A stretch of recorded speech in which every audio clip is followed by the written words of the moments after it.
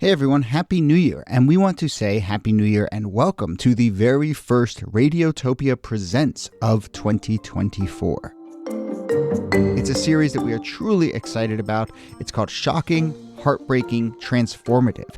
Now, this is from documentarian Jess Shane, who put out an open call on Craigslist and then worked with 4 strangers to explore the standard rules that documentarians and journalists use to tell their subject stories.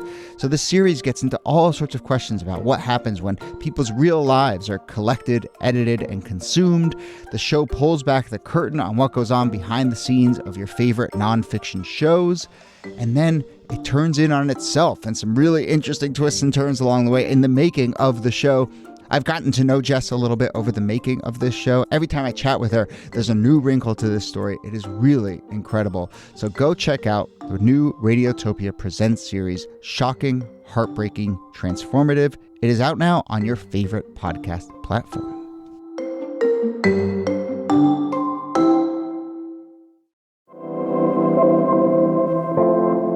Hello and welcome to This Day in Esoteric Political History from Radiotopia. My name is Jody Avergan.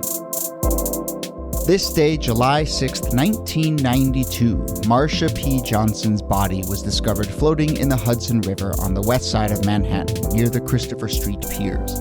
The police quickly ruled Johnson's death a suicide, despite the fact that close friends and community members insisted Johnson was not suicidal and that the back of her head had a massive wound in it. That was Marsha's death. Johnson was born in 1945 in Elizabeth, New Jersey. By the 70s, Johnson had changed her name and become one of the most prominent members of the burgeoning drag queen scene in New York City.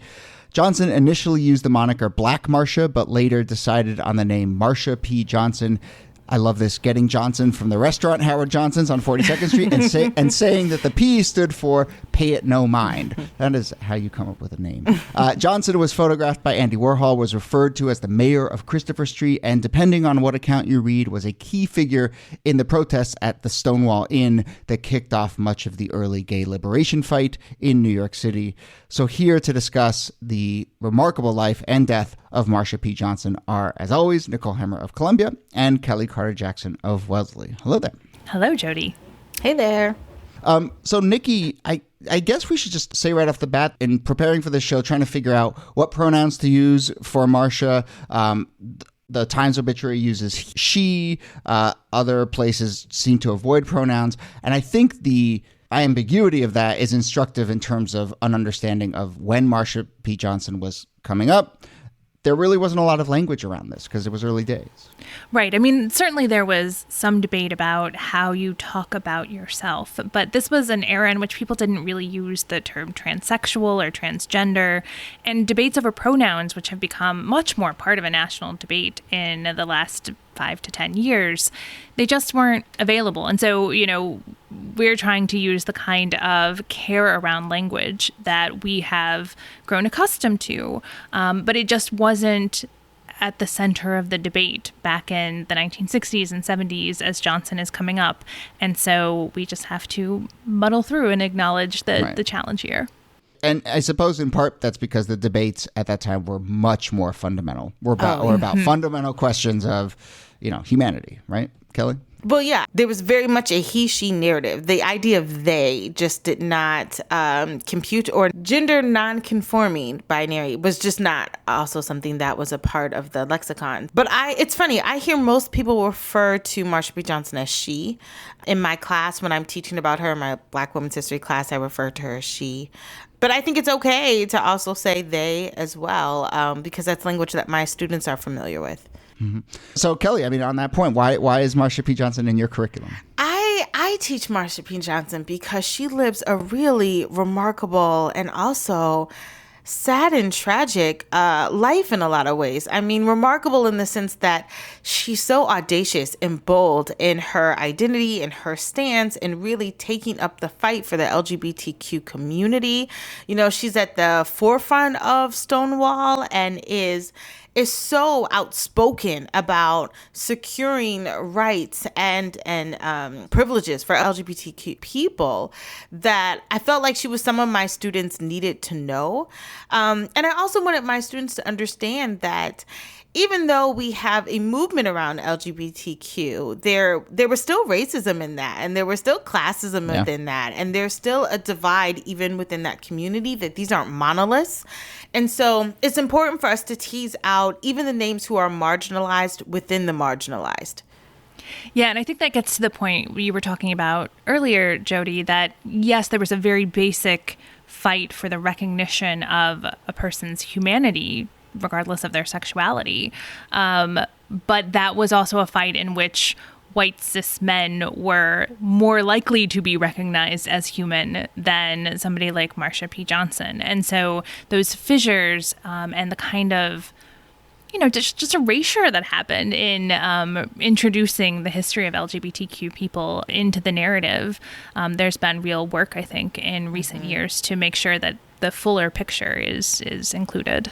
Right. So one example of that is the Stonewall Uprising is in the summer of 69. A year later, in the summer of 1970, is when there's what is often thought of as the first gay pride rally in New York City.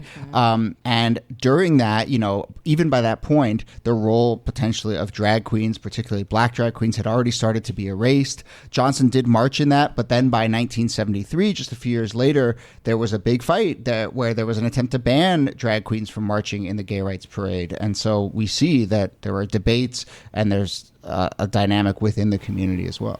And this is an important legal thing as well, because one of the things that people were being checked for at Stonewall when the police raid happened was if they were wearing the clothing of the opposite sex. So the law was that if you had more than 2 or 3 pieces of clothing traditionally worn by the opposite sex, then you were officially cross-dressing, and therefore you were breaking the law.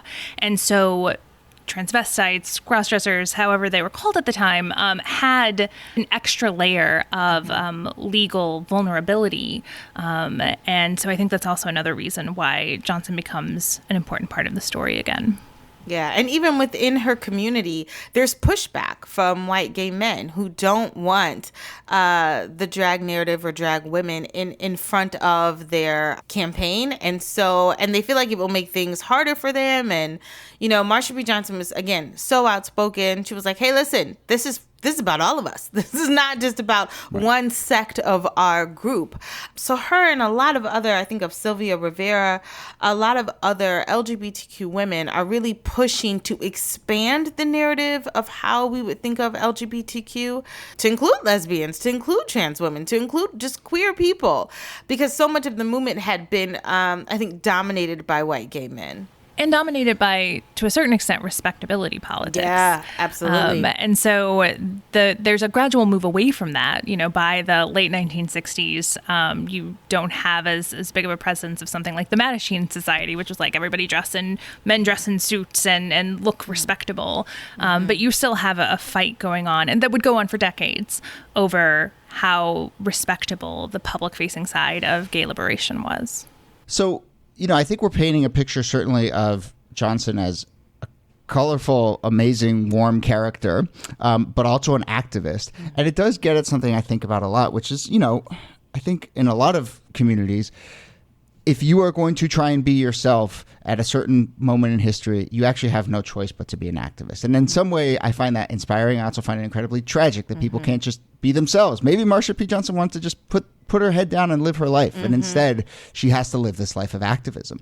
And that continues, and I'm glad she did, to be clear. But, that goes through the 70s, but it also continues into the 80s and into the early 90s where, this flow from a basic liberation, humanity activism starts to morph into AIDS activism. And she is part of ACT UP, which is one of the early agitating groups in the early days of the AIDS crisis. ACT UP is huge. And in that movement, her and Rivera, I mentioned Sylvia Rivera before, they established Star House, which is a shelter for gay and lesbian and trans kids. They pay for the rent with their work as sex workers. And they are really using this movement to talk about how this health epidemic is hitting their community the hardest. And people were not paying attention. They were so dismissive of the plight that was hitting the LGBT community. So and ACT UP takes on a lot of really controversial, I don't know if we're going to cover an episode on that, but there's so many demonstrations that they do. And I'm reminded of all this too, because I just finished the third and final episode of Pose. Like, I've been watching Pose. It's such a good show. Something I don't even think Marsha herself could have imagined, such a celebrated and highly acclaimed show that's all about trans women and their struggles, and ACT UP in particular. Yeah, ACT UP is definitely something we should spend an episode talking about, but it's important to add Star House into the mix because I think, you know, for people who think of ACT UP as a kind of street theater activism, as something that's trying to draw attention, but that's in the public imagination sometimes all they do, right? They're out there protesting. They're protesting Pat Robertson and Pat Buchanan in the 80s and 90s. They're protesting the Catholic Church, and they're known for being controversial. That there are these very grounded service-based activities that are happening as part of that same movement and as part of what the ACT UP activists are doing as well. Well, that's such a good point. And it makes me think of, you know, this last year and this moment we're living in now. We have Black Lives Matter agitation, right? But then this rise of mutual aid societies around the country. I mean, it's the same dynamic, right? And that's how movements work, right? There's agitation, there's theater, there's community building, and there's the on-the-ground sort of human-to-human connection and taking care of each other. And all of that was happening here. As I said, you know, if you were a gay person in this period, you know, and the other thing I'm reminded of here is, you know, my parents were born in 1945. Like, this is not ancient history, right? And so this is someone who lived a life, and through the 70s into the 80s into the 90s, you are going to walk that path from basic fights, Stonewall, celebration, legal battles, into the AIDS crisis. Like, it is just no choice but to live this incredibly dynamic and varied life. But also a life of hardship and a life of violence and a life of bullying. And I mean, that really encapsulates, I think, so much of her death as well. I mean, in that, you know, the police had ruled it a suicide, which made no sense. And then there was a huge push to sort of, you know, open up her case again. And then in 2002, December of 2002, they claim, okay, well, we're going to move her death from suicide to undetermined. But there still hasn't been a pivot to really look at her death as a homicide. And I think so much of that is important when we think about how Black trans women in particular face violence and have much higher mortality rates when we think about their longevity. So many of them don't get to live to be old people because of the violence that's endemic to their identity. Yeah, which is why these later projects are so important, that as both the gay rights movement, but as the trans rights movement gains more visibility and more acceptance, they're able to leverage some of that new political power to try to right an injustice that had been done, you know, in the early 90s. Right. And so there have been, over the years, efforts to really get to the bottom of what happened here. You mentioned the 2002 investigation, which reclassified it. In 2012, there was some activism that sort of reopened the investigation.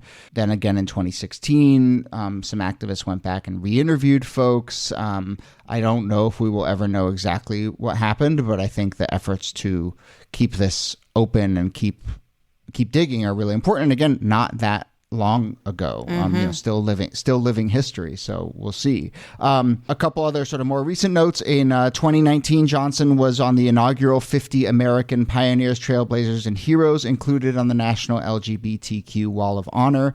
And unfortunately, this got announced in February 2020, where I think maybe the news got buried a little bit by the events of what happened soon thereafter. But there will soon be a park in New York City named in honor of Marsha P Johnson. I think that's wonderful. I think it's wonderful to be able to have spaces like these. I know people like to poo-poo symbolic change, but I do think that it matters to be able to play in a park named after a Black trans woman activist. And I don't think that's something, again, she could have imagined for herself as well, that she would be celebrated in this way.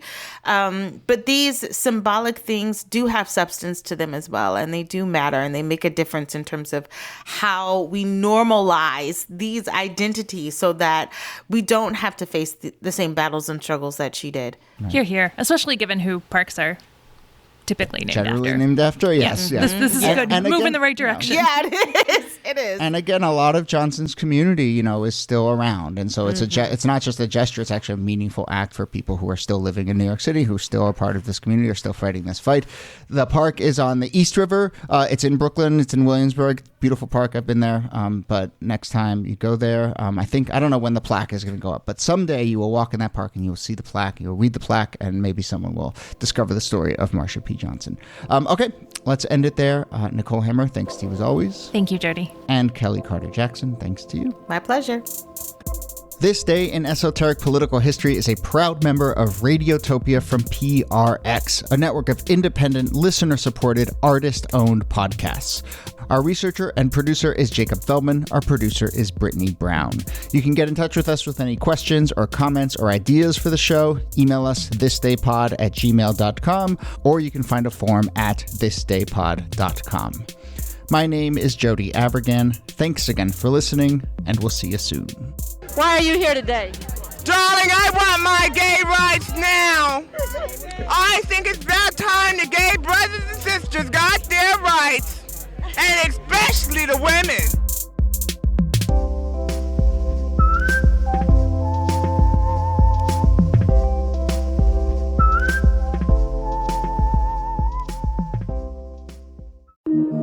Radiotopia.